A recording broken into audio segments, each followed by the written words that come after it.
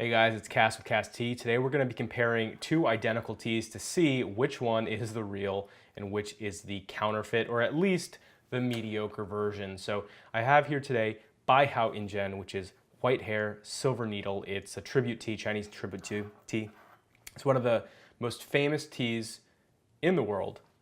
It's just a very good one. So it's bud only. They don't pick any of the leaves, just the buds that grow in springtime. This is from Fujian province. And basically I have two examples. One of them is kind of the real stuff. It's authentic. It's from Fuding, which is kind of the best terroir for the tea. It's from the right varietal. There's different varietals. And the other is just your typical white needle or silver needle white tea that you would get at like your local tea shop where, you know, they're not really getting the best stuff, but you know, at least the price is low. So it's not that one is bad and the other is good. One is sound and from the right area and the terroir, and the other is affordable. So it's sort of like wine, right? Just because you get a cheap wine doesn't mean it's bad. It can still be really good, and it can help you get into wine and start appreciating, you know, the terroirs for wine. I'm not a wine guy. I'm a tea guy. So with that said, let's look at these two, and then I'll kind of tell you which one is the good stuff and which is the kind of budget stuff. So here we have kind of them back to back. So here's one of them, and there's the other. So if you want to play a game, you can pause the video and guess which one of these teas is the real deal and which is kind of like the imposter, or at least the cheaper alternative. So I'll just kind of give away the secret here. This is the real one. This is the best one basically you can get, save for going up there and picking the leaves yourself, the buds yourself. And then this is sort of the budget one. The price difference here is rather severe. This is like, I don't know, 20 times the price of this. So yeah, I was at a tea shop and I bought kind of the cheap one just so I could do this video and show you guys what to look for. So before we get into looking at the comparisons between the two, I just want to show you one quick thing. I'm trying to hide the name. I don't want to, you know, be that guy. But if you look at the bag, you'll notice that it's rather crushed up, right? And you know, you don't want to see that. It should be whole, nice buds. It should look good, not be crushed. And the crazy thing is this wasn't pre-packaged. They packaged this fresh for me. Like they pulled it out the jar and then they put the tea in here. So it really shouldn't look like this. Yeah, anyway, that's the first thing. Now, as far as the comparison between the two, when I look at these, there is a few differences. First, let's start with color. So with this, we have more of a dark jade green, more forest tones. This, on the other hand, is a lighter greenish yellow that has tinges of copper. I don't know if you can see, but there's definitely some copper tinges here. I'll take this out and put it up to the big camera here, if I can get it to focus. It might be a little hard to see, but yeah, you can see it. There's definitely copper on there. So what that means is that's actually it oxidizing.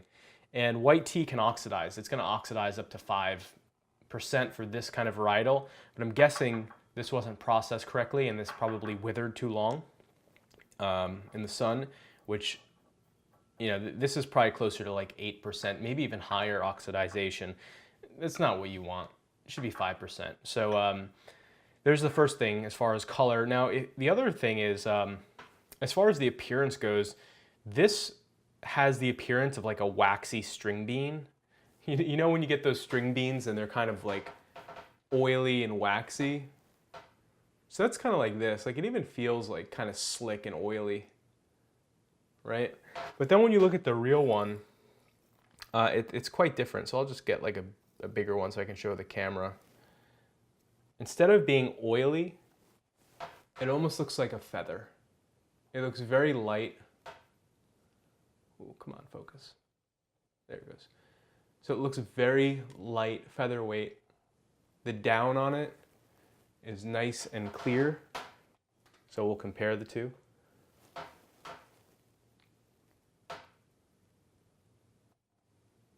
right? And the cheaper one is also much bigger, significantly bigger. And that's probably just because it's a different varietal than this. You want it to be small and tender, so this is a little oversized. Yeah, so that's sort of the big differences here. With the good stuff, it has a nice downy coat on it. It's very soft. They're smaller buds, have a nice rich color with no copper tinges on them. Good kind of a jade. These almost look sickly. They're kind of oily, like, I don't know, if you imagine someone who hasn't washed their hair, it kind of reminds me of this texture. It does have kind of a bit of down on it, but it's not fluffy. It's kind of like matte. Yeah, it's just not as good. And then there's kind of pieces in here that are kind of turning black. You know, good tea, people are gonna spend time producing. They're handmade, they're gonna pull out the stuff that just doesn't work. So that's the first thing. Now, before we get into brewing, I'm gonna go ahead and smell these. Now, when you smell tea, you're not gonna actually be able to smell what the tea smells like. You're only really gonna be able to pick up any very big flaws, like if it's gone bad or, you know, if it's not fresh. But as far as like the vegetal and the mellow and the floral tones that you'll get from tea, that you have to only smell or taste the brew. So anyway, we'll start with the cheap one. It doesn't smell off-putting. And what, you know, one thing I do want to say is that this tea is cheap, but it's not like a bottom bin tea. All right, this is more of a moderate, I would say, based on white teas that I've seen some pretty gnarly white teas in my time. So interesting, one of the big differences in smells is the more expensive stuff here, you don't really smell much. It's just very clean. This has much more of an aroma. I don't know why that is. Maybe more of the aromatics in the form of oils are leaking out of it and evaporating, which means maybe it won't taste as strong, or I don't know. But this one does have more of a aroma to it, which isn't good or bad as far as I know now. Like when we taste it, we'll know. But this smells like how it should. It's just be clean and clear. So let's get into the fun part. Let's brew these guys. Got my tea towel here. And we got our Gaiwan 1 and Gaiwan 2. We'll do the better stuff in my fancier Gaiwan and the cheaper stuff here. So we'll compare the rinse, and then we'll do a real brew, and we'll compare the real brew. Got my hot water ready to go.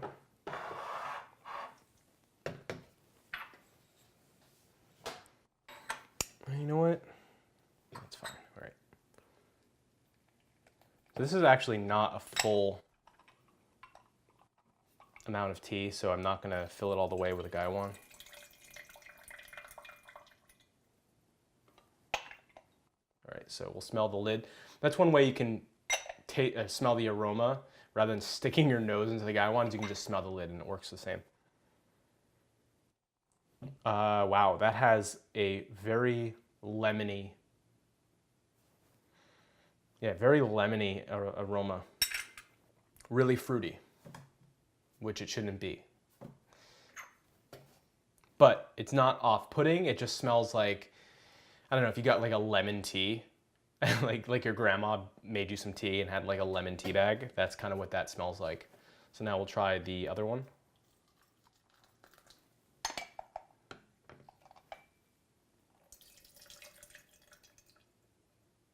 All right, so we'll smell this now. Yep, that just smells like kind of it should. There's a definite flavor and scent profile that you expect out of this tea, Silver Needle. That's you want very smooth, very delicate undercurrent of red tea or black tea like it's called in the West. But really big difference here in the way that the leaf looks after it's been hit with some water. But anyway, let's look at the broth. Oh yeah, there's some differences there. So remember that this is the same, more or less the same amount of liquid that I put in both of them. So here, I'll show up on the close-up cam. Here we go.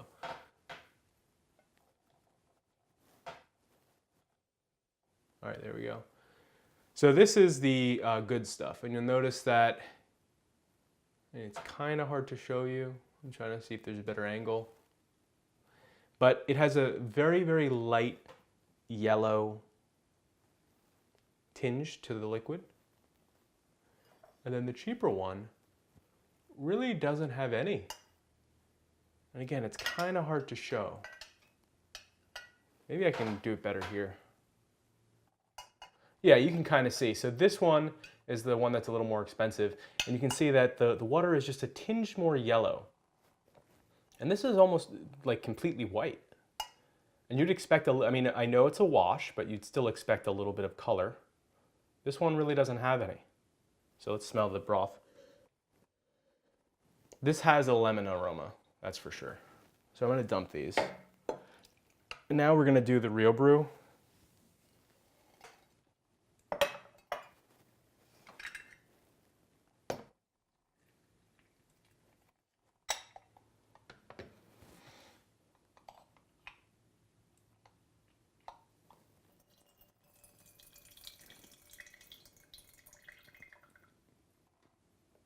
Smell the lid. I mean, the smell is like Fruity Pebbles. I wish I was exaggerating. I wish I was just joking. That smells like straight up Fruity Pebbles. So we'll try the other one.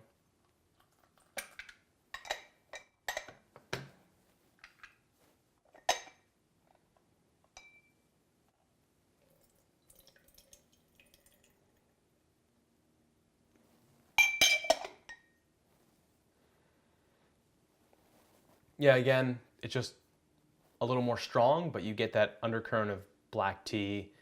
Very smooth, very mellow, what you'd expect.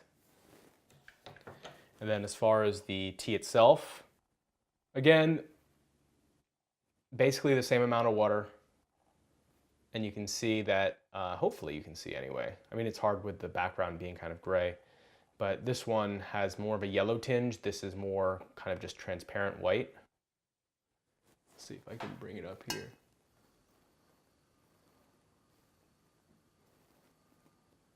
Yeah, it's just a little hard to see. Well, maybe I can do it like this. Yeah, that can work. So there's one, there's two, 1, 2. So yeah, the color is definitely different. This has a little hit of kind of a dull yellow color, the cheaper one. And the more expensive one has a little bit more saturation, a little bit brighter in color. Well, now for the taste test. I'm just gonna warm these cups a little bit because I don't want it to be cold tea when I drink it.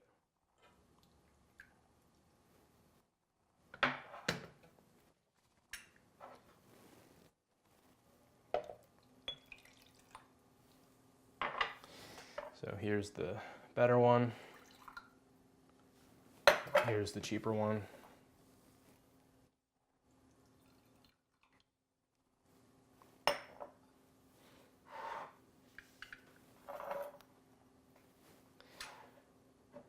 Okay, so I'm gonna try the more expensive one first, because I know what I'm expecting.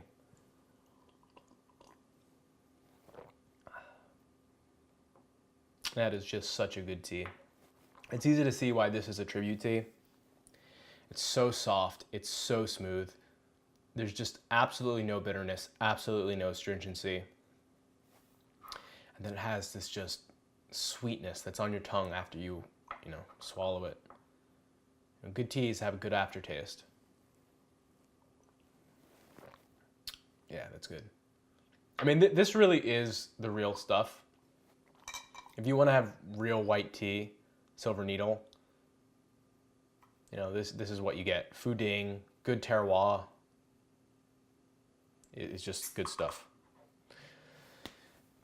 All right, now we're gonna try the other one, which I'm kind of worried that this is gonna taste like milk after you have Fruity Pebbles, but you know, maybe not.